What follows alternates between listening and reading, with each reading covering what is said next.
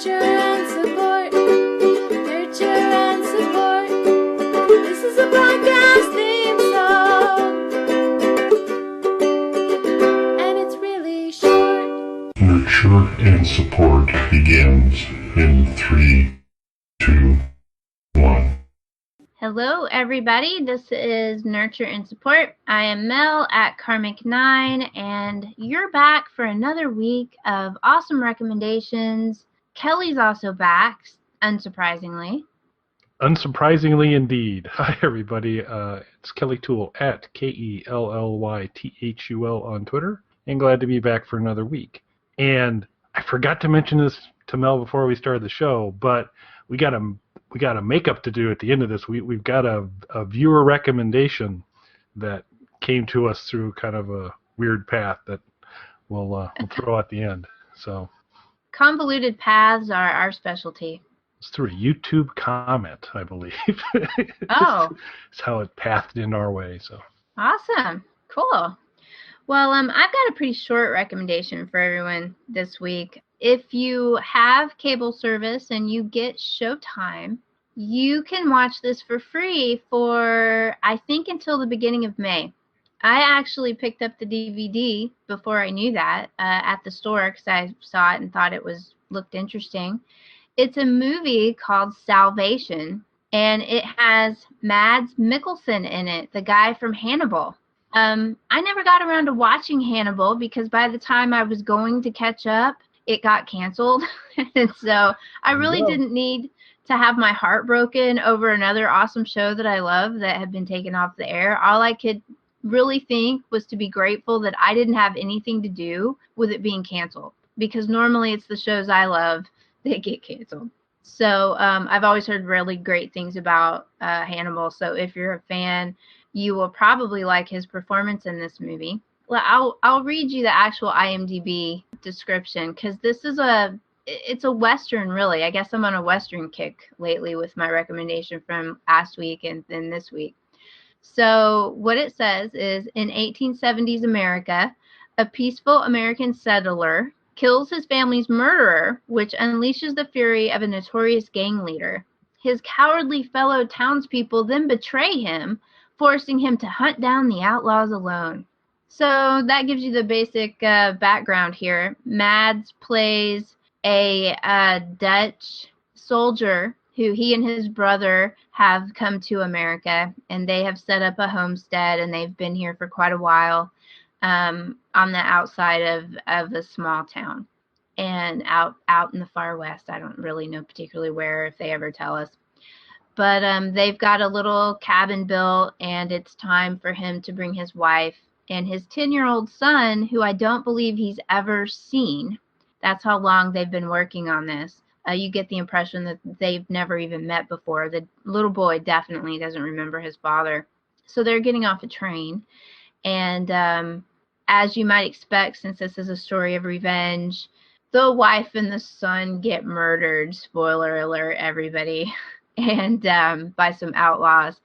And he has to go kill them. He was a former soldier, so he and his brother are very versed in warfare, but are not wanting to live that life anymore. That's why they came to America. So, unfortunately, it turns out that the killer was the brother of kind of the local land baron / enforcer bully type, who's actually taking protection money from the town to protect them from the Indians. Now, you'll like who this bad guy is. It's Jeffrey Dean Morgan. nice. So, if you're a Walking Dead fan and you're wanting to get a look at a potential Negan, he's playing a bad guy in this movie. Now, I love Jeffrey Dean Morgan. I don't like him being a bad guy, but he's a really good bad guy. And he's not Negan level here. I've heard enough about Negan to know we're not approaching Negan levels, but he's a bad guy. Negan like parks in handicap spots, and he's horrible. He's a horrible man. Well, I'll tell you that this guy kills some of the town people knowingly, trying to make the town give up whoever killed his brother. And we're talking little crippled old ladies. You know, he's not real discriminate about who it is. It's kind of Negan-y. So. He is such a bully that he tells these people, you're going to tell me who did this, or I'm going to kill two of you in the morning. And so they actually, amongst themselves, they've been dealing with this guy for so long that they decide who they're going to sacrifice up to this guy. So this little old grandma decides she's old. She's lived her life, so she's going to offer herself up as one of the people to get shot. They also drag out some poor crippled man who's lost both of his legs in the war, and he's screaming that no, he doesn't want to do this.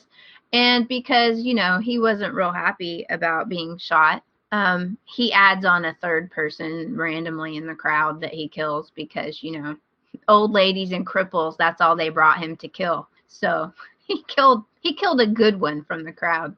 There you go. So he's not a good guy. So if you're really needing to get a look at Jeffrey Dean Morgan being a bad guy before he becomes Negan on your TV screen, this is a good movie to check it out. He does a good job. Now, someone else I've talked about in the past is also in this movie. Someone I love dearly, who does not even have a single line in this movie, but she is one of the main characters. It's Eva Green, who plays Vanessa Ives on Penny Dreadful, one of my favorite shows ever. So she is the wife of the bad guy that killed his family. So she lives on the little broken down abandoned town where Jeffrey Dean Morgan lives. And you find out that they're basically running a scam for the railroads and all of that stuff that factors into the Old West that you can throw in there. But it's basically a revenge story. Mads Mikkelsen's character needs to take revenge for his family. And this guy goes after him because he killed his brother. And craziness ensues from there. Lots of gunfighting. There's blowing some stuff up. You've got Nice. Eva Green being awesome. Jeffrey Dean Morgan being very, very bad. And there's trains, things like that. So it's really good. I really enjoyed it.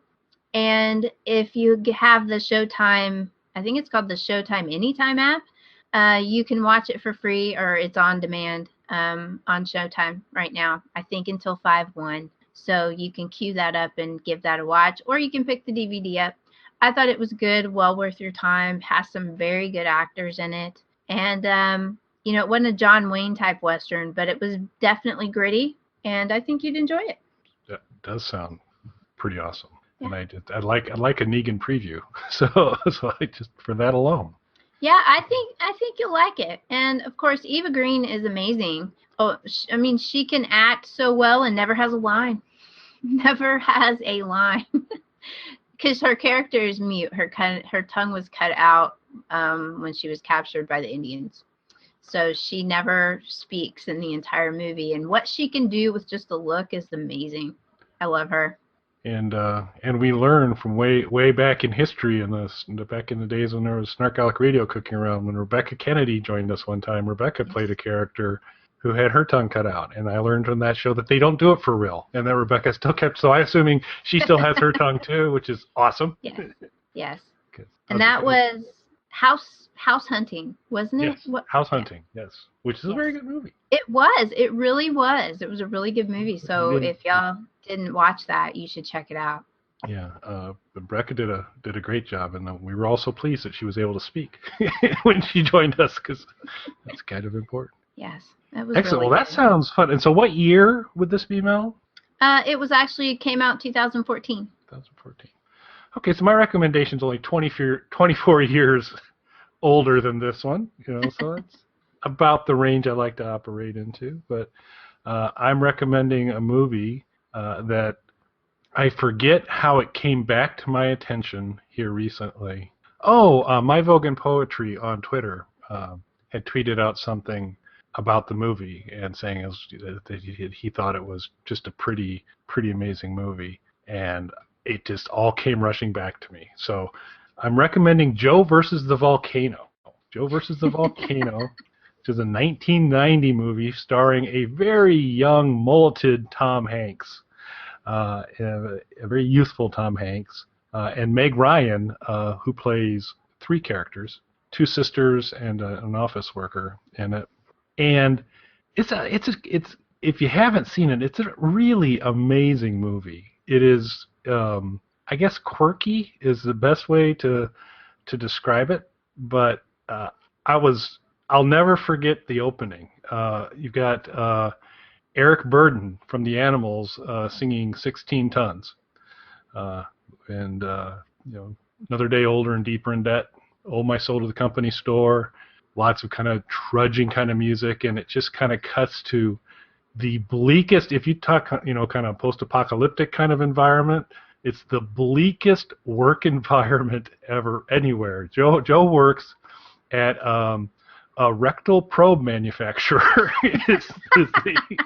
They offer several medical, but that's their kind of premier line, and there's a counter on the rectal probe. It's very industrial how they build it, and there's Vaseline involved too that they also manufacture. But I didn't really want to know, but it's all very grungy, and you just basically see all these people trudging into work with the 16-ton song going at the beginning, and it's gray, and everybody's kind of dingy, and they walk through, and as they kind of come up, the logo for the company is this kind of lightning bolt.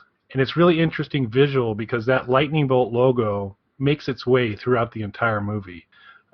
As they're walking in the very first time to the factory, the sidewalk is in the shape of that lightning bolt as all these gray bodies just kind of slowly go through. And then, while it's really unpleasant to go through the factory floor, and then eventually Joe comes to his office, and it has to be what hell looks like. I'm absolutely convinced. It's all lit in fluorescent lights. It's kind of gray. Everybody looks kind of pasty. Joe has this one little kind of cute lamp that's got a series of tropical images on it that actually has bright colors. He turns it on briefly, and it just pops. It's almost like Wizard of Oz going from the black and white into Munchkin Land. It's just kind of a little bit of light. And it's all horrible. And Joe, the main character, is a hypochondriac, constantly, probably not he's probably, based on everything he's around, he is probably legitimately sick. But he goes to a doctor, and the doctor diagnoses him with a brain cloud. He says he's got a brain cloud, and he only has 6 months to live. And so Joe decides to quit his bleak job, and the doctor, I suggest you go live life and do that. So I probably should mention that was written and directed by John Patrick Shanley, is the writer and producer of it. But so Joe decides to kind of go off and do some things, and a well-to-do businessman who's aware apparently of Joe's situation says, "Hey, I got a job for you. If you're going to die anyway, how about I give you all the money you need to kind of do whatever you want, buy whatever you need, but there's this mineral on this island that I need to make semiconductors, and I would like you to go to this island for the Waponis who live on this island, who oddly enough are the color of Oompa Loompas, because all they drink is Orange Crush." And so you've got kind of that stuff going on. But you go to this, you got to go, they got a thing, if you'll jump in the volcano, they're going to let me take the semiconductor material. So since you're going to die anyway, how about I give you money to do so? Joe's like, yep, sounds good, at this point in time. And so it's a neat path for his journey from the dreariness to kind of having some money, and pairs up with some interesting characters. There's actually quite a few big names in the cast. Ozzie Davis plays his driver, who is just an awesome character, very kind of cool, and the interactions between him and Joe are awesome. There's a luggage salesman who's a treasure. This man lives for luggage. This is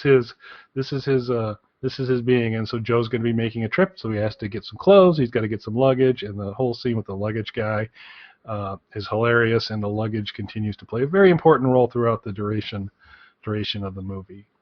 Nathan Lane is one of the Waponis, and so he's that's kind of interesting. Abe Vigoda is the chief of the Waponis, so that's pretty funny. But it's just there's like all these little moments, and the Meg Ryan does a fantastic job. Her characters are, the office girl is just kind of, you can tell, shy and excited about that. All of a sudden, when Joe kind of shows an interest in her and stuff, she's all neat and thinks that's pretty cool. Then the two sisters, one of them's a kind of a really flighty socialite, and the other one's got a boat. She's kind of more a tomboy, kind of just, hey, I'm going to run it. I'm going to do these things, take care of myself. All the characters are very, very neat. I mean, the socialite character is completely over the top and hilarious, but she does just a fantastic job. Tom Hanks is great in it as playing a, mullet aside. He does a great job through there. But just to give you an idea of some the writing and the language in this is fantastic. And so Patricia, who is the boat daughter, the daughter who's got the boat that's going to eventually get Joe to the island, her father is the one that's hired Joe to go jump in the volcano. And she says in the movie, my father says that the whole world is asleep. Almost the whole world is asleep. Everyone you know, everybody you see, everybody you talk to. He says there's only a few people who are awake, and they're in a state of constant amazement. And I just think that kind of stuff is just kind of cool, neat little things that are fun. It's not slapstick humor. There is a moment or two of a little bit of slapstick humor. There's a lot of kind of clever things, but it's actually, so oddly enough, as I looked it up in IMDb, it's a romantic comedy. I don't often recommend romantic comedies, but this one's really cool. The brain cloud is an awesome plot device, and it's kind of interesting to hear about that. And like I said, the Meg Ryan character is really kind of moving along. But again, so Ozzie Davis rocks it. The suitcase guy rocks it. The Waponis are pretty funny as well. So it's just really good. And the lightning bolt, they're on a yacht that gets, there's lightning. It's in the shape of the lightning bolt of the logo. The path on the volcano up to the top of the volcano is in the shape of the volcano. One of the masks that the Waponis wear during one of the witch doctors, if you look at it, it looks exactly like the front of the rectal probe factory. So it's just like kind of all sorts of neat little ties into it. And if you go to YouTube, and I think we can include this as the video link, it's the opening credits to the song, or to the movie. When Eric's singing 16 Tons, and he's walking into work for the first time. And so there's several cuts on YouTube out there that have it. So you're seeing all the cast credits kind of come up on it, but it's just the most amazing scene. And so it's visually interesting. It's funny. A lot of people, and I think even on my first viewing, I kind of came out going like, oh, I don't know how much I like that or not. But upon subsequent viewings, I'm like, this is just amazing top to bottom. So if you've never seen Joe versus the Volcano, you should. It only runs like 102 minutes. It's not a long movie. Back when movies were shorter. Yes, indeed. If nothing else, watch that beginning because it's just awesome. I have never seen it. Really? Really? Oh. I've seen bits and pieces of it when it's been on TV. I think I've seen like the very end of it, but I have never seen the whole movie. I had no idea that Meg Ryan played 3 different characters in there. I love Meg Ryan. Yeah, so. she's awesome. I mean, and it's great. It's really fun. Lloyd Bridges plays the rich businessman who kind of sends him on his task. And Joe's boss is a highly unpleasant guy, and he is the guy that played Carla's husband in Cheers. He's the guy that played one of the schemers in Addams Family Values, or one of the Addams Family movies. You'll know him when you see him. He always plays kind of a bit of a slimy character, and he does that as well. Don Hedaya, but he's just there at the very beginning. But he kind of owns the job of being the unpleasant boss. And Joe's big speech on the workplace sucking the life out of him and I'm leaving because he's been diagnosed with the brain cloud is a pretty fun couple of minutes. So Wonder if I could use that one. I have a brain cloud. Yep. And then you got to kind of wave your hand over the top of your head. It's like brain cloud. And it's just kind of, and don't really know what it is, but watch the movie and you'll enjoy it from there. Well, cool. I'll have to look that up. I wonder, I don't know. A lot of the old movies like that aren't up on Netflix. They're hard to find now. We're getting old. Yeah, we'll have to for the post. We'll have to do a quick scan and see if it's either on Netflix or on Amazon Prime Video. Yeah. But I don't recall, because I think had I stumbled across it in one of the listings, I would have taken the time to watch it. But it was a tweet. A tweet today that caught my attention. I was like, oh gosh, I forgot how much I really enjoyed that. And then the fact that beginning is so readily available on YouTube, I had to take 4 minutes out of my day to sit back and kind of watch Joe walk into work. That's cool. I'll have to actually sit down and watch the whole movie. I remember back at the time that it was kind of getting mixed reviews. I remember there being people that said, so, but yeah, I'm like that. A lot of times I might feel that way when I first see one, and then parts of it stick with you. It's got good themes, such good themes that you come back to it and you find out, that was really very good. Yeah, and I had and I kind of walked out the theater the first time going like, there was only like 1 or 2 times where I just really laughed hard. And so if this is supposed to be a comedy, I should have been more of that. And there are a couple of kind of funny, really funny slapsticky moments, but you go back again and there's just so much smart, funny stuff running through there, and just quirky kind of things that it's good. But I mean, it made its money back. It's grossed more than it cost to make. But it did not go over well initially. It was mixed reviews critically, didn't really do particularly well. But then like a lot of movies kind of started to gain a cult status, and that's one of these ones that there's a lot of people now that are big Joe versus the Volcano fans, and count me amongst them, because I think Princess Bride was like that. It didn't do well in the theaters. Didn't do well at all. It was a cult movie. Nowadays, we're all like, you've never seen Princess Bride? I mean, there's hardly anybody that's not seen Princess Bride, but didn't do well in the theaters because it didn't fit a particular genre, so it didn't do well. And their commercials, their advertising for it was kind of all over the place, and really led you to believe that this was a Billy Crystal vehicle. That was one of those things like, wow, there's a lot of Billy. And Billy Crystal's awesome in Princess Bride, but he's in it for 5 minutes. Yes. So.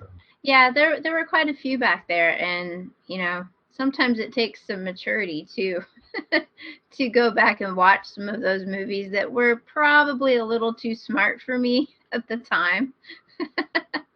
So that's probably a piece of why stuff slid by. But over time, it's worth it. It is really enjoyable. So we'll check and see if there's any streaming options for you. Yeah. If not, it's got to be highly available in one of your discount bins of stacks of DVDs.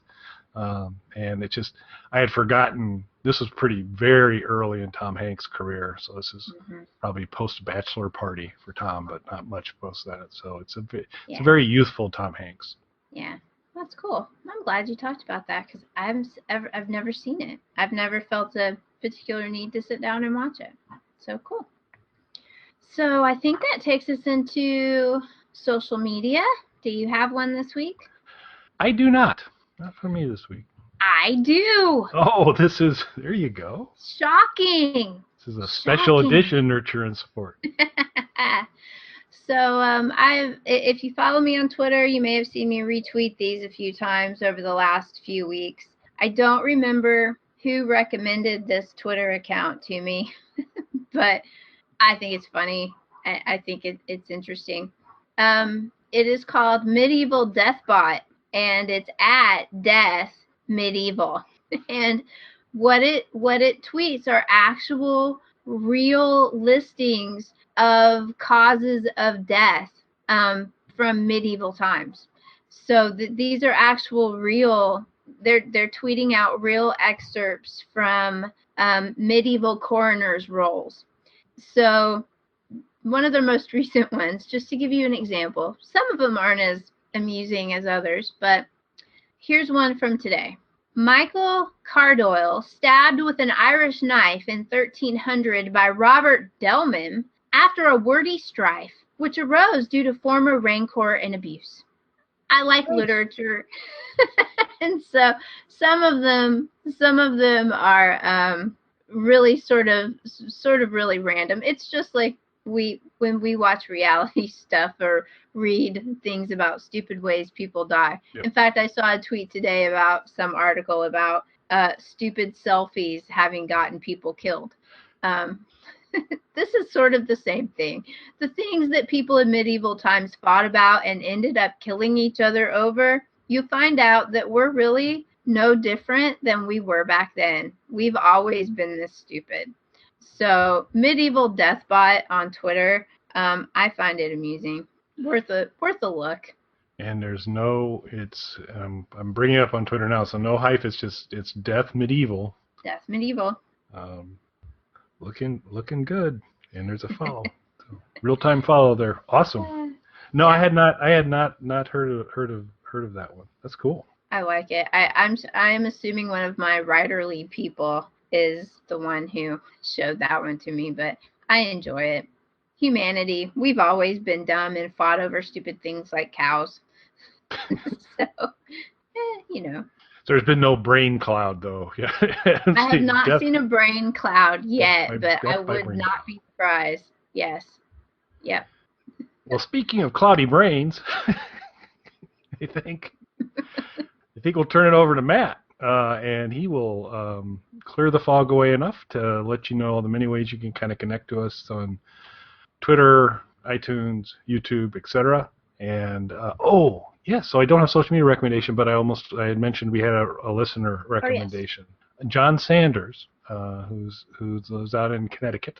John actually, I believe, lives in a reconditioned train station. I think he managed to kind of score a little small train station at some point and kind of did it up. So pretty cool thing. Cool. I always wanted to do that with a water tower. I think John's made a much better choice. But John's a great guy, friend of mine from way back, and he's begun to listen to the show, and he just wanted to kind of throw out Rocky Horror Picture Show as a movie recommendation for any folks that haven't seen it, mostly because of Tim Curry chewing up the scenery right and left as Dr. Frankenfurter. So it's been a little while since we've had a listener recommendation, but we've got Rocky Horror Picture Show from John.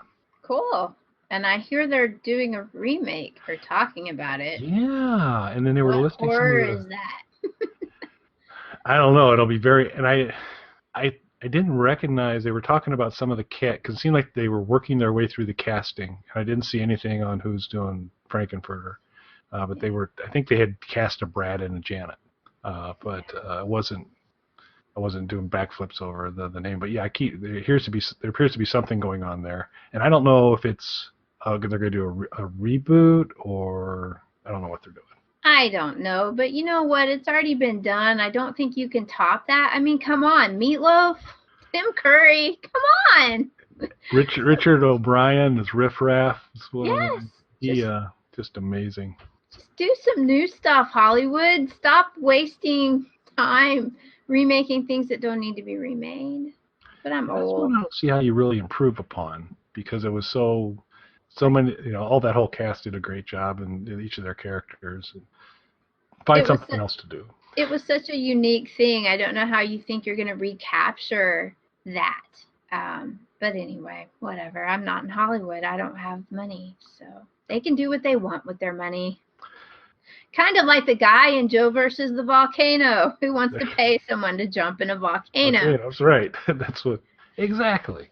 So, all right. So with that, we'll turn it back over to Matt, who will tell you all of the ways that you can reach us, and we'll be back next week with more cool recommendations. Thanks for listening, everybody.